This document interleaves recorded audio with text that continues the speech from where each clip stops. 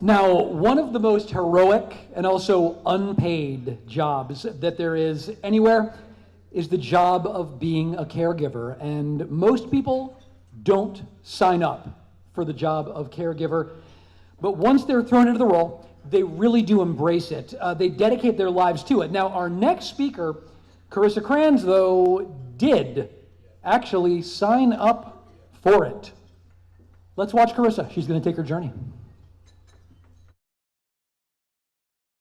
Miss Joan is short for Joan Miller. She ran the Palm Beach Ballet Center for about 55 years. She's a world-renowned legacy in the dance world. And she was my dance teacher and dance mentor since I was 6 or 7 years old. Until I graduated high school. I danced for free there my entire life. She had me on full scholarship. She believed in me. She made me one of her star ballet dancers. But in 2013, I saw on Facebook that the Palm Beach Ballet Center is closing its doors. And I just started to cry. I was just devastated that my second home was shut down and, you know, that Miss Joan has Alzheimer's.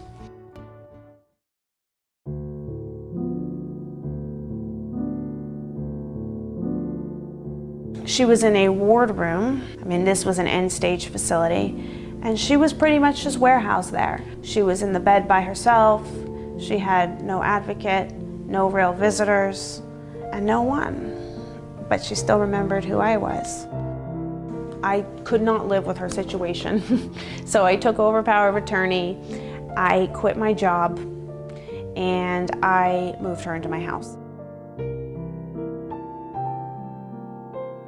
I had no idea, I had no background on this disease. Everyone thought I was crazy. My parents thought I was ruining my life by taking her in. They're like, oh, you're 29 years old, you're ruining your personal life, you're ruining your career.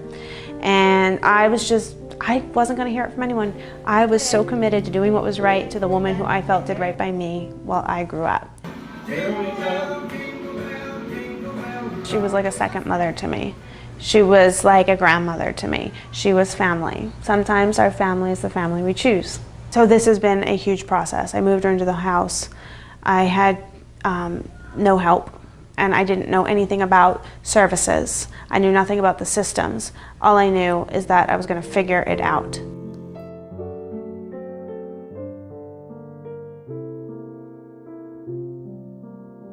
I forget who Miss Joan was because I'm now living with who Miss Joan is now. I get caught up in just taking care of her and having her in my home. She was tough. Her standard was perfection.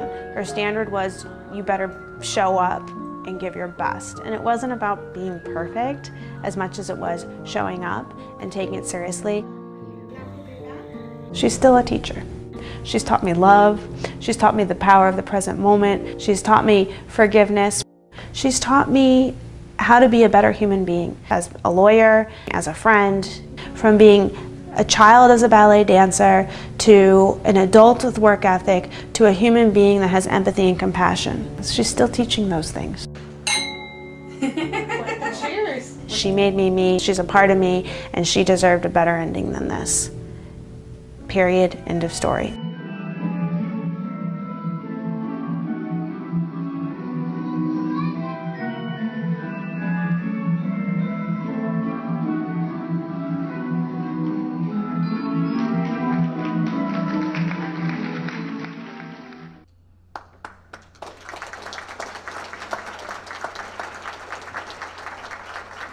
Please join me in welcoming Miss Carissa Kranz.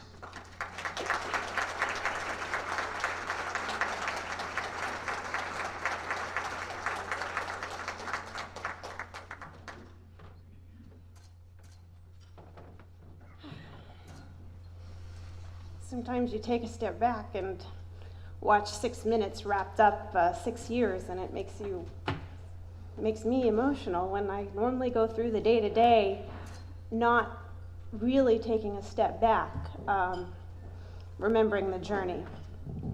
So sometimes it's nice to take a step back and see 6 years summarized into some nice moments.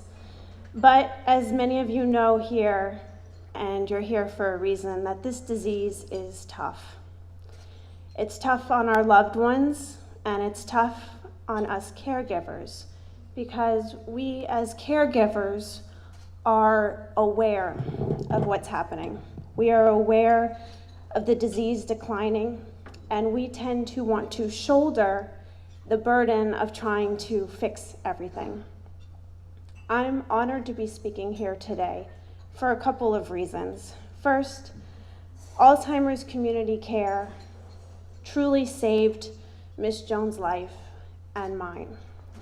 But also another special reason is that Miss Joan and the Palm Beach Ballet Center performed here for more than a decade for the International Society of Palm Beach, Mrs. Hermé de Wyman Miro, who's also our chair today. So talk about coming full circle. It's a special day to be here. When you realize there is help and you're not alone, a huge burden is lifted. And while there's no cure for Alzheimer's disease at this time, Alzheimer's community care helps patients cope and caregivers survive as the disease continues to decline. For those of you who don't know, the specialized day centers are focused on making the present moment for both of us as dignified and decent as possible. I have to say, and you heard it from the speech before, that the organization is just as much here for me as a caregiver as it is for the patient, Miss Joan. And for that, I am forever grateful. Here's an example.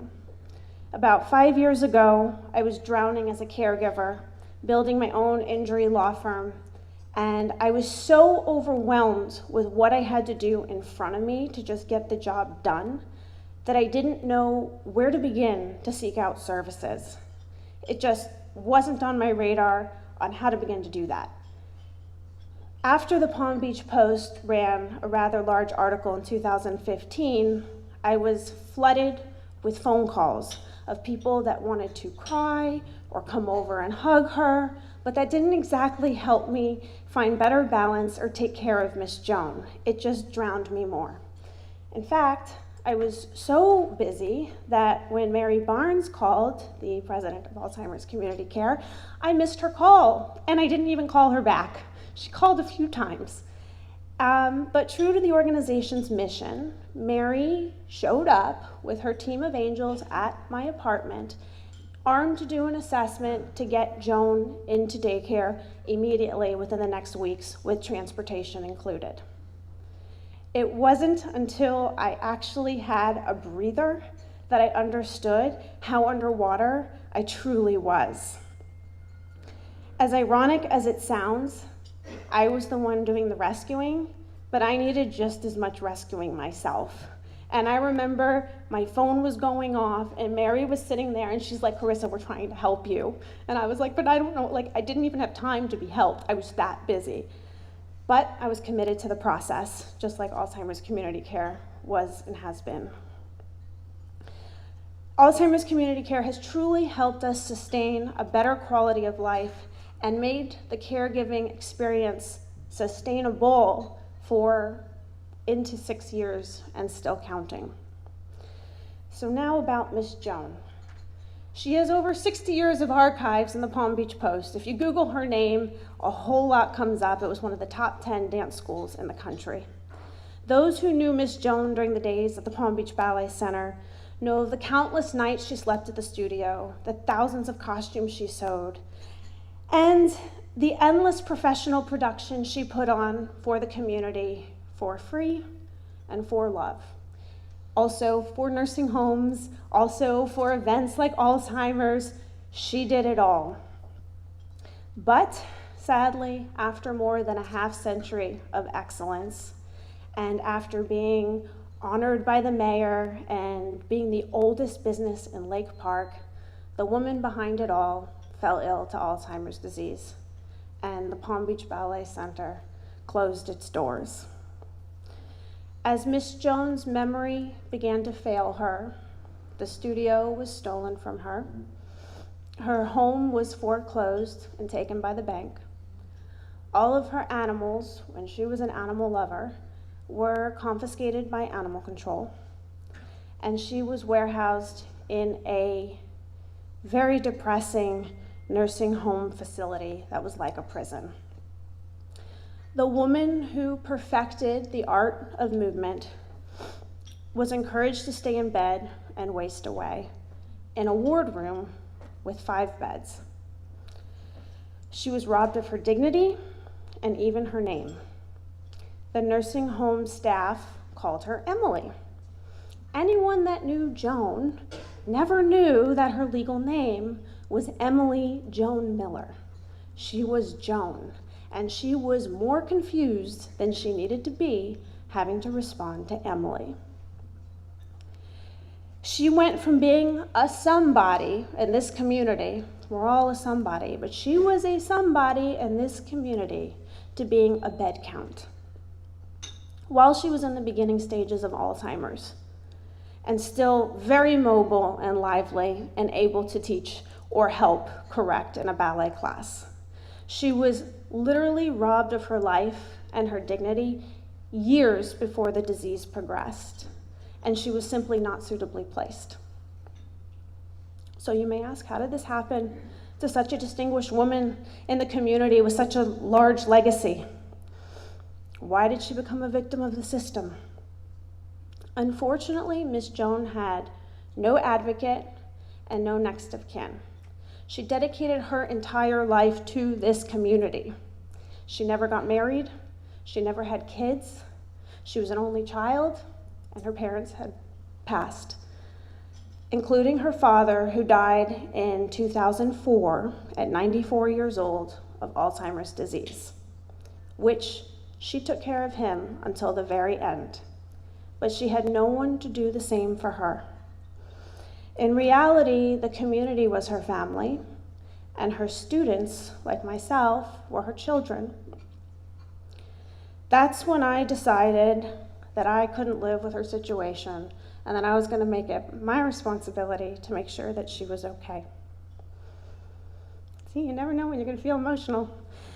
She paid it forward by giving me free ballet class my entire life. She believed in me. And she enriched the community with free performances for more than 55 years. Her generous heart, and mind you, this was a time where women didn't own businesses.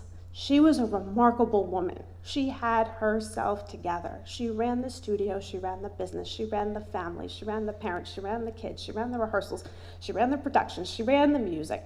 She did it all. She called every shot until she lost her mind. Her generous heart and selfless dedication to bettering the arts and the community deserved a more dignified exit in this community. It just did. We all deserve a dignified exit.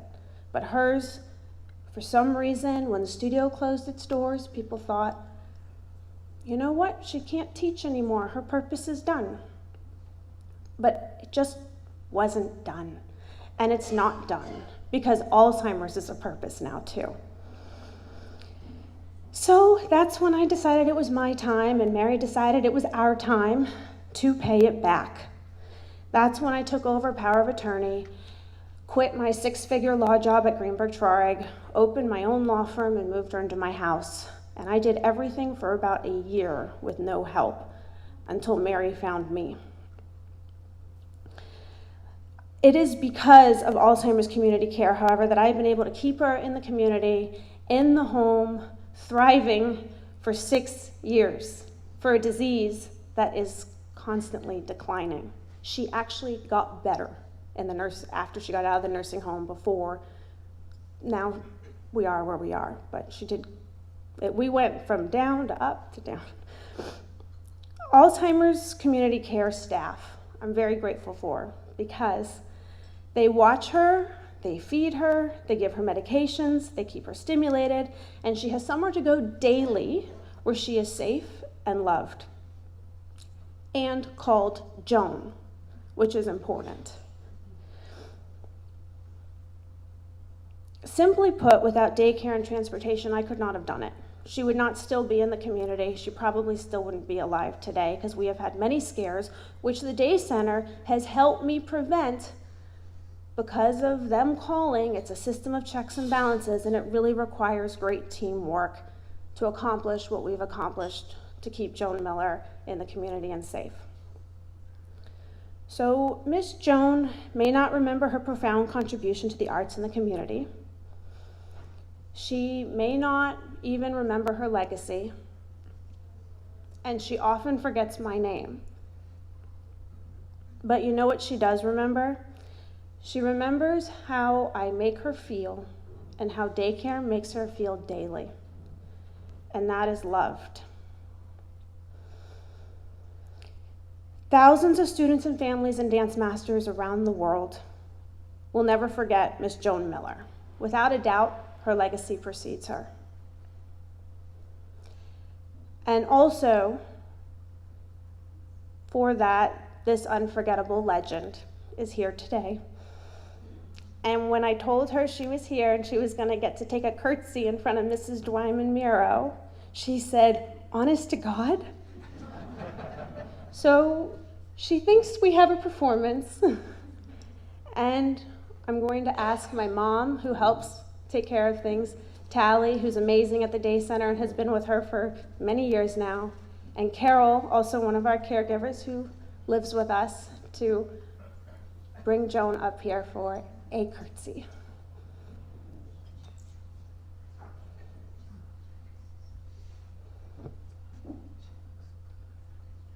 She looks good, that's what I heard, right? It's amazing what teamwork can do when a community effort.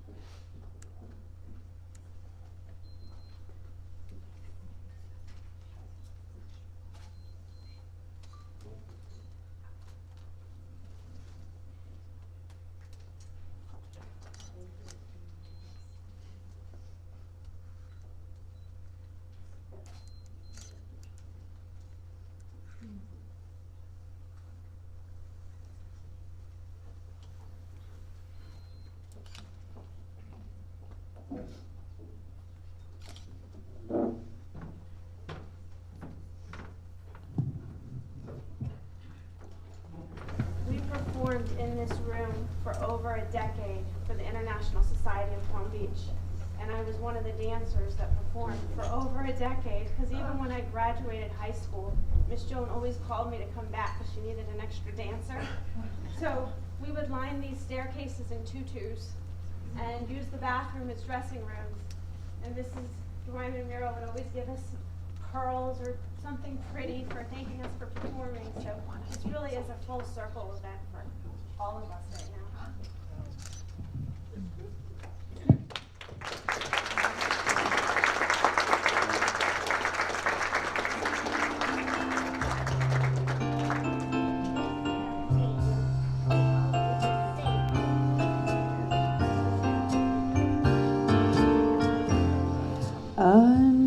unforgettable.